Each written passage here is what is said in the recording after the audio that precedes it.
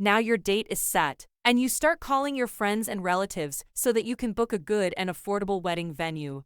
Booking your venue early not only makes it easier to choose your preferred wedding venue, but often it is also available at a lower price. It is important to book your venue wisely because many future decisions will depend on the guidelines of the wedding venue. The real purpose of creating this video is to help you book the best wedding venue with minimal effort. Stay with us till the end of this video to get the best tips and tricks for booking the right venue. Setting your budget. Before booking a venue, it is essential to know how much of your budget should be allocated to booking the wedding venue. Based on our knowledge and experience, we suggest that you spend about 30% to 40% of your total budget on the venue. For example, if your budget is $1 million, you should spend around $300,000 to $4,000 on the venue. Similarly, if your budget is $2 million, you should spend around $600,000 to $800,000 on the venue. The remaining budget can be allocated to other expenses like photography, entertainment, and decoration. If you are opting for a destination wedding, the budget may increase due to additional expenses like guest accommodation and logistics. Your budget plan also depends on factors such as location, cultural traditions, specific requirements, number of guests, and type of venue. Key considerations before booking a venue. Multiple wedding dates. Consult with your Panditji to get a few wedding dates, which will make it easier to book a wedding venue. What happens is that if you take only one date and there is high demand for wedding venues on that date, the venue will be more expensive compared to other dates. Then you will have to compromise on many things you had planned for your wedding. So, if you have multiple dates, it becomes easier to book your wedding venue at an affordable rate and with quality. Choose a convenient wedding date. Ensure that your wedding date does not coincide with a close relative's wedding, so that important guests and family members can attend your wedding without any issues. Guest list. Make a list of the guests you want to invite to your wedding. Mention things related to them in the list as well.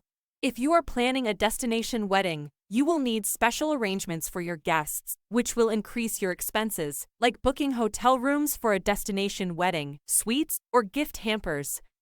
Types of events. Decide on the types of events you will be hosting, such as sangeet, reception, and wedding ceremony. If you are sure about the number of events you need to host, you can discuss this with the wedding venue in advance and book accordingly to avoid any future disputes. Number of events. Decide the number of events you need to host in advance. Consider the total number of events like pool parties, sangeet, wedding ceremonies, and reception. For instance, if you want to have a pool party after the mehendi ceremony, you will need a venue that actually has a pool. Therefore, it is important to determine the number and types of events in advance. Proximity of the venue. If opting for a destination wedding, consider the convenience of your guests, such as whether the hotel is close to the airport or railway station. Otherwise, your relatives will be so exhausted from traveling that they won't have the energy to enjoy your function as much as they should. How to find the best venue. To save your precious time and money, use online resources like apps, Google, and specialized websites like WeddingWire and WedMeGood. These platforms provide detailed information about venues, including real pictures, videos, and reviews. Make a list of venues. Create an Excel sheet with a list of potential venues. Start collecting information by emailing or calling each venue with your specific requirements. Here is an example of the information you can include. Event details. Event type, wedding marwari. Event date. Check-in, 25th May 21. Check-out, 27th May 21. Pax, 250. Occupancy, double and triple. Menu, veg. Number of events. Additional requirements. A pie package with inclusions. Liquor policies. Venues for events: indoor ballroom, pool area, beach area, etc. Sound timing restrictions, if any. Details related to Panos monopolies. Payment and cancellation policy. Food menus. Based on your conversation, you can shortlist a few venues that match your budget and preferences. Once you have your shortlist, plan to visit these venues to make a final decision. When you visit the venue, be sure to ask these questions. Only book the venue if you are completely satisfied with each question.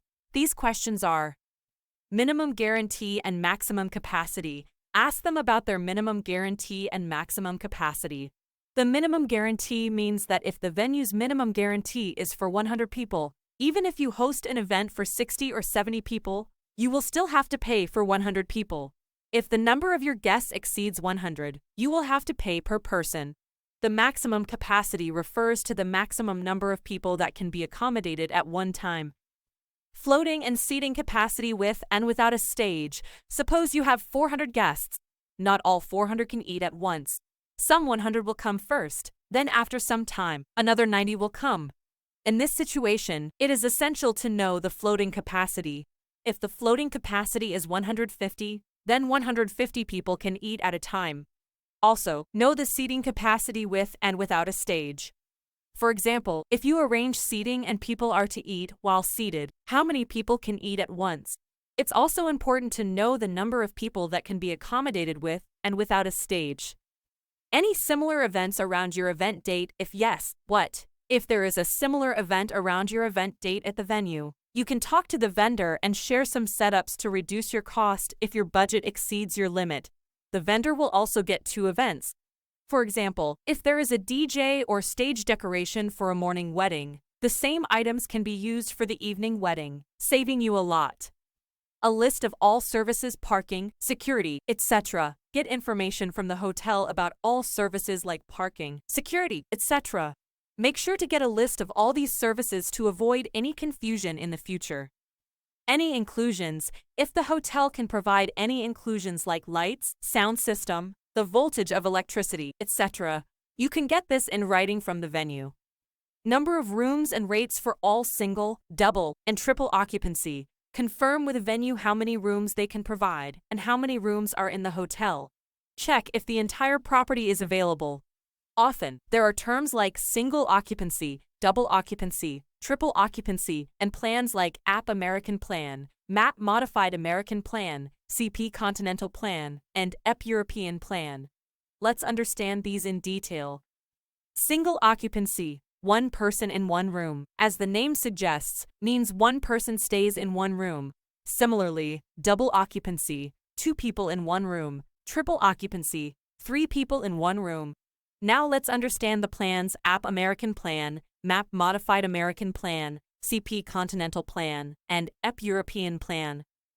AP American Plan. This plan includes room rent and 3 meals, like breakfast, lunch, and dinner. MAP Modified American Plan. This includes room rent plus breakfast plus 1 meal. CP Continental Plan. This includes room rent plus breakfast. Finally, EP European Plan. This includes only the room rent.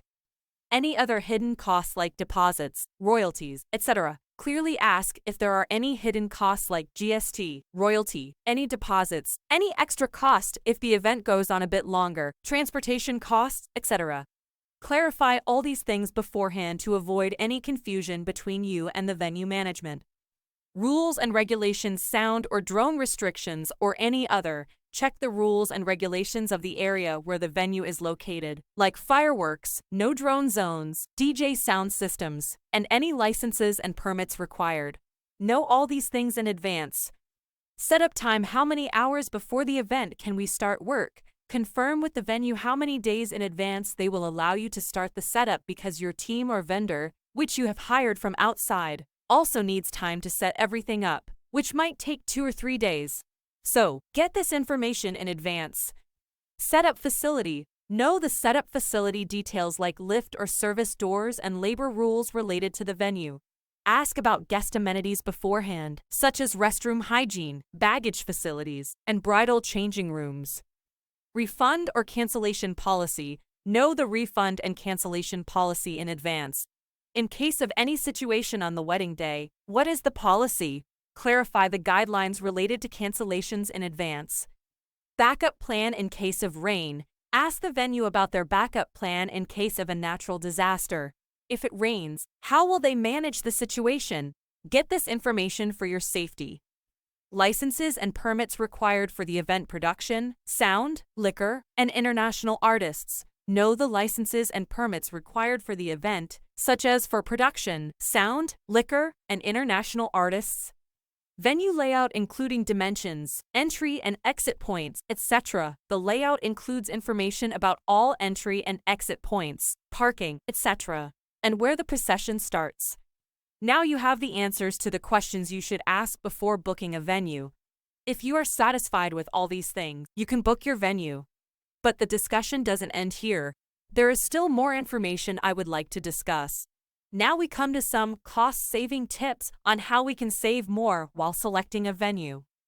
Look for new properties which are challenging for people to find on Google. Venues on newly developed properties are often cheaper because they are fresh in the market and not yet well established. As they lack a significant market presence, they are eager to attract new customers, offering better deals at the best prices. Choose non-monopolized venues. Prioritize venues that are not under a monopoly and allow you to select outside vendors. Venues that give you the freedom to choose your preferred vendor should be at the top of your list. Whether the vendor is provided by the venue or hired externally, having the freedom to book them is beneficial. If a venue enforces a monopoly on vendors, you may end up paying more and dealing with uncooperative vendors. In such cases, you can get an estimate from an external vendor and then negotiate with the venue's vendor to control costs. This way, even if the vendor has a monopoly, you can ensure you are not overpaying. Book early. If you book your venue 5 to 6 months in advance, you can secure significant discounts and ensure availability. Get multiple wedding dates from your priest. Having multiple dates allows you to compare venue prices for each date and choose the one where the venue is cheaper. Some dates have higher demand due to more weddings, which can drive up the venue's price, affecting your budget. Prioritize venues with multiple vendors on their panel. If a venue has multiple vendors, you won't have to deal with much hassle, and you can get the best prices from the available vendors at that venue. These were our tips on how to select an excellent venue at affordable prices.